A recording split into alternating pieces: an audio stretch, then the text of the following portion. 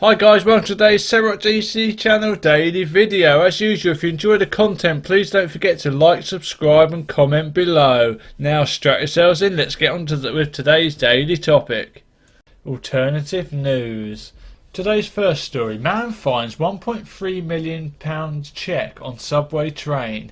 So a worker in Madrid has come across this cheque for 1.2 million, 1.2 here look, 1 minute it's 1.3 in the flipping title of the article, and now you get into it and it's saying 1.2, how much was it exactly? Come on, get the facts right here for Christ's sake.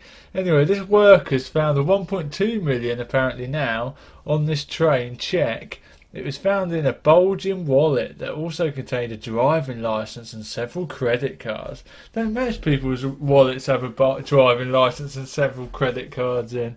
Anyway, he found it between the sliding doors and he's handed it over to his manager. That's nice, isn't it? And his manager was shocked. We had to count the zeros many times because we just couldn't believe it. It's incredible that there are people who have so much money and others so little. That's what his manager said. What, is this bloke never left Madrid or something? He's a manager and surely he knows that some people have more money than others in the world, doesn't he? I bet he's earning more money than the bloke who handed in the cheque, isn't he? He's the manager. So I don't know why he's shocked by that. And why did he have to count the zeros a couple of times? What's why? He's got bad eyesight or something. Doesn't he know his numbers, this bloke? Some manager he is, isn't he? Alright, you're going to be a bit shocked to see a cheque with that much money on it. Only 1.2 million. Who writes a cheque out for 1.2 million anyway? Wouldn't you just do like a bank transfer for that sort of cash? Anyway, he's told the police, this manager bloke, he ain't happy about it. He's chatted with the police and they're trying to locate the bloke. So if you're listening to this and you've lost 1.2 million quid and you ain't realised yet, some bloke in Madrid's got it. But apparently the police are saying we won't hand it over. We have to verify that the origin of the money is not illicit. I don't want to judge whoever's lost this, but the chances are it's not illicit. It is illicit, isn't it? Because how do you come across that sort of money? Who pays a cheque? I thought cheques were dying out nowadays. Who gives someone a cheque for that sort of cash? You won't take a cheque when you sell your car nowadays, will you? Because they're all dodgy. So if someone gives you a cheque for that sort of cash, I think I'm going to look at it a couple of times to say, no, it's all right, mate. Can you just transfer it for me before I give you anything? Anyway, hopefully it's not illicit and the owner comes forward. Okay, next story. Man dies from partying too hard. Wife strips and demands compensation. So some chap in China, he's basically gone out on a works do, it looks like. He's gone out for a drink with some mates and he's had too much to drink and he's died from alcohol poisoning. Not a very nice story so far, is it?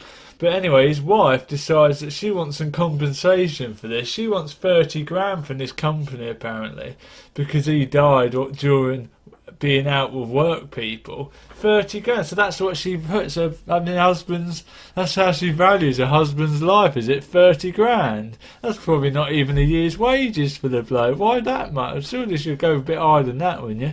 Anyway, she's tied herself to this pillar outside his work building in protest and stripped down to her underwear apparently. Why would that ever make a company come up with some money? If I owned a company and someone's tied themselves to the pillar out front, I wouldn't fame and go, oh no, don't do that, I've got to give you some money, how much do you want? Who cares? Who cares if she tied herself to the bloody pillar? I'd leave her there for months. I'd give her food. I'd just give her some food and water every day. It'd give her a good bit of publicity for the company, isn't it? Yeah, we haven't done anything wrong. Her old man just went out and drunk too much one night. Unfortunately, he died. Now she's doing this sort of thing outside, tying herself to this pillar. We're keeping her in food and drink, though. We're not in the wrong. She's the one in the wrong. That's the way around it, isn't it? I don't see why they should give her any money anyway. It doesn't sound like it was the company's fault, does it, that he went out and he couldn't handle his drink? Nothing worse than a man who can't handle his liquor at the best of times, is there? So, if you can't handle your drink, don't go out and drink so much. That's the answer, isn't it? Okay, next headline. Mont Blanc climber finds chest of jewels. So some French climber has gone up Mont Blanc, that's in France, and that's in the Alps, and he's found like this box full of emeralds, rubies and sapphires in this wreckage of some plane that they reckon crashed there like 50 years ago. French police have praised the young climber's honesty after he immediately reported the haul. Bloody hell, I wouldn't have done. I would have been flipping gone with that. Why do you need to hand that in? That's finders keepers, that is, surely. God, some people are too honest in the world, aren't they? Alright, if you found it somewhere like in the middle of the street or in a shop or something like that, maybe consider handing it in. But up a mountain, for crying out loud, that's finders keepers, that is. I would have been gone with that. I'd have been selling that one jewel at a time for the rest of my life. Mind you, it's only 200 grand's worth. Not life-changing money, but I still would have done good with it. Most people would have done, wouldn't they?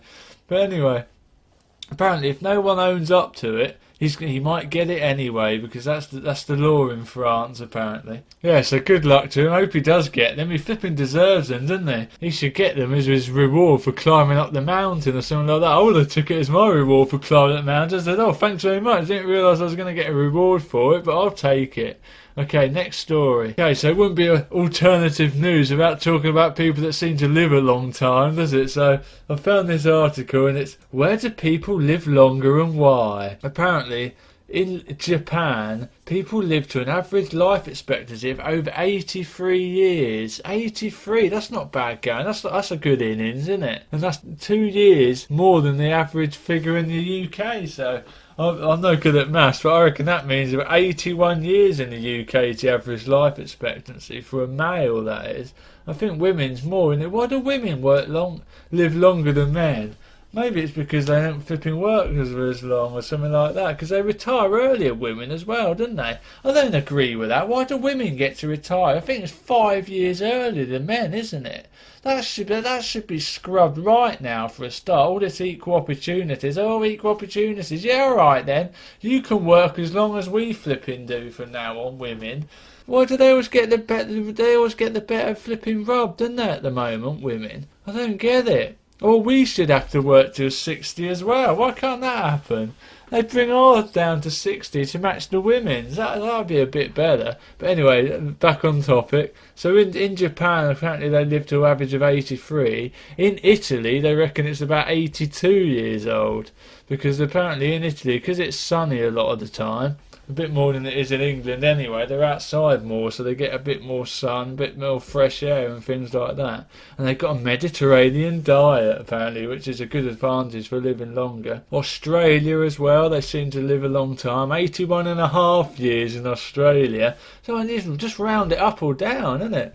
Why half years? Like you get to 81.5 and you start looking at your watch going, oh bloody, I ain't got long left now. Anyway, yeah, so apparently they got a good chance of living a long time as well. Apparently it's because of the rapidly declining rates of smoking in Australia. That's why they're living a bit longer. Apparently the old Scandinavians in Sweden, they live a long time. So 82 apparently is their average life expectancy now. But that's quite a surprise, they reckon, because it's obviously cold in Scandinavia. So they don't obviously get as much fresh air in the winter as we do. They're not out as much. Not that we do in England either, because it's always bloody cold here in the winter as well normally. But anyway, yeah, so if you want to live the longest, go to Japan. I don't think that's any surprise. Japanese people don't age, do they? They always look young, don't they? They've always got healthy skin. Half of the time you can't tell whether they're 40 or 100, can you, these people? But good luck to them. They're obviously doing something right. They do all that Tai Chi, don't they, as well, Japanese people? You always see in these programs where, like, the person, the presenter walk past the park or something in China and all doing that Tai Chi, aren't they? Like, in the middle of the flipping grass. That's supposed to be good for your breathing, isn't it, Tai Chi? Good for your chi. I'd love to learn to do Tai Chi or something like that. I just don't have the patience or the time, to be honest with you. That's the sort of thing where you need a bit. If you're retired or something like that, you have to do it at a young age, don't you, to learn Tai Chi or something like that. A bit like yoga. Unless you do it from a young age, you can't do it properly because you can't get the balance or you're not supple enough. Anyway, next article. Killer spiders on rampage in Britain. Oh, I've got a question. Why is this the first I've heard of this? I haven't seen this on the news or anything like that. Am I missing something? Apparently a deadly spider that can kill humans with a single bite is on the rampage in Britain. What's that mean, on the rampage? What, they're all going down the streets in gangs, blooming jumping people and stuff? So, there have been a terrifying surge in the number of sightings of Britain's most poisonous spider. I didn't even realise we had a poisonous spider in Britain. I've certainly never seen or heard of one. The false widow in London and Essex in the past month. So apparently in London and Essex, the false widow spider's on the rampage. Why is it called the false widow? Sounds like some sort. Someone said there was a false widow coming. I'll be expecting some old dragon or something like that. Anyway, more than 50 people have been reported seeing the venomous arachnid, the cousin of the infamous black widow, in the past few weeks alone. 50 people. That's quite a few, isn't it? I'm not happy about this. I don't live far from London. Apparently some woman said her 5-year-old daughter had one in her hand. She realised what it was. She smacked it out of her hand. Fortunately she didn't get bitten. I wouldn't know what it was.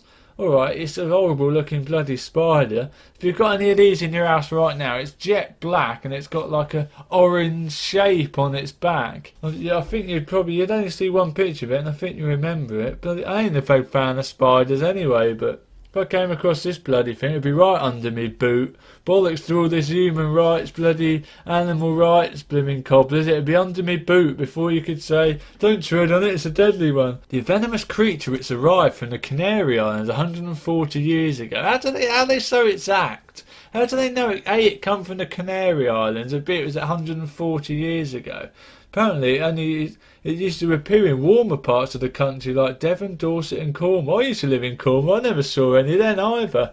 I'm feeling like I should have been told about this. If my life's at risk because of bloody spiders, I think it should be on the news. All this rubbish that's on the news nowadays, let's cut to the chase and get to these dangerous things that actually might affect people. Apparently, because we've had a couple of mild winters, the exotic arachnid has moved across the country. So he's thought, I've had enough of Cornwall, I've had enough of Devon, I'm going to start heading towards London and Essex area. The false widow is one of 12 spiders known to bite humans in the UK. Bloody hell, this is getting worse by the minute. One minute I didn't realise we had any biting bloody spiders, now we've got 12 apparently. Their bite usually causes initial sharp pain which develops into a burning sensation. Don't all bites start with a sharp pain? Otherwise you'd never know about it, would you? Anyway, they've got a picture of a man here from Kent looking well bloody miserable. Apparently he's got one and his hand swelled up like a balloon, but they've got a picture of him and his hand doesn't look any bigger to me. I had to look for about 5 minutes before I realised what was wrong with it, but apparently it's swollen up. Apparently there's an insect specialist at the Natural History Museum on the case. False widow spiders tend to bite when accidentally trapped between skin and clothes. Oh right, so they don't hunt you down then. When they say they're on the bloody rampage, it makes it sound like they're flipping hunting us out, doesn't it? Trying to wipe out the human race. Apparently we should be careful when putting on gloves or boots that have been left unused for a while. How long's a while? A couple of hours, weeks, months? What's a while? Bloody tell us, as these spiders may seek refuge and hide in them. Alright, let's leave one of these comments. Let's end on a comment. Steve Nash is here. That's Steve Nash. Our house has been full of false widows for the past 5 years, and we've never been bitten.